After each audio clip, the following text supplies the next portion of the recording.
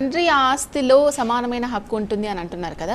తండ్రి తన స్వార్జితంగా తను కష్టపడి సంపాదించిన దాంట్లో మాత్రమే హక్కు ఉంటుందా, లేక తండ్రి అప్పటి నుంచే తన వారసత్వంగా వస్తున్న ఆస్తిని అనుభవిస్తూ ఉంటారు కదా, దాంట్లో కూడా హక్కు ఉంటుందంటారా? తండ్రి స్వార్జితంగా సంపాదించుకున్నటువంటి ఆస్తిలో తండ్రి బతికున్నంత కాలము దాన్ని ఎవ్వరు ముట్టుకోవడానికి లేదు, తండ్రికి తప్ప ఎవ్వరికి అధికారం లేదు.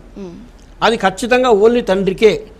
తండ్రి చనిపోయిన తర్వాత మాత్రమే నేను చెప్పినటువంటి అంశం అమల్లోకి వస్తుంది. తర్వాత వారసత్వంగా వచ్చేటువంటి ఆస్తుల గురించి మనం గతంలోనే చెప్పుకున్నాం. ఆ వారసత్వ ఆస్తులు మళ్ళీ పంపకాలు జరగాలంటే ముత్తాత ఆస్తి అయి ఉండాలి అది.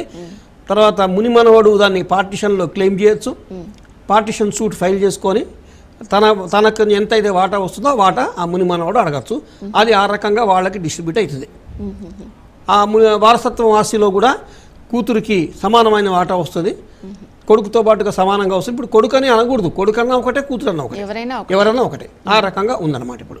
ఓకే, అంటే మరి వీళ్ళు ఓవరాల్గా మాట్లాడుకుంటూ ఉంటారు కదా సార్ కొన్ని సందర్భాల్లో, నీకు పెళ్లి చేసి పంపించేసాం, నీకు ఇవ్వాల్సిన అవసరం లేదు అని. ఒకవేళ తెలుసో తెలియకో వాళ్ళు అలా వెళ్ళిపోయినా కూడా మళ్ళీ మనం కేసు వేసుకోవడం కానీ, గతంలో జరిగిపోయిన ట్రాన్సాక్షన్స్ ఏం లేవు, ఇంకా అయిపోయినాయి. ఇప్పుడు నుంచి అనమాట. సపోజ్ ఏ ట్రాన్సాక్షన్ జరగలేదు అనుకోండి, ఒక అమ్మాయి 1956లో పుట్టిందండి, ఒక అమ్మాయి పుట్టింది, కానీ వాళ్ళ ఇంట్లో ఉమ్మడి ఆస్తి ఉంది. ఆ ఉమ్మడి ఆస్తి ఇంతవరకు విభజన కాలేదు.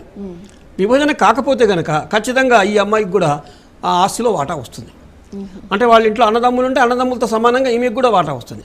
కానీ అదే కుటుంబంలో కనుక ఒకసారి 2 సార్లు పార్టీషన్ అయిపోతే, ఎవరికి వాళ్ళు పనిచేసుకుంటే ఇంకా అది పార్టీషన్ అయిపోయినట్లే.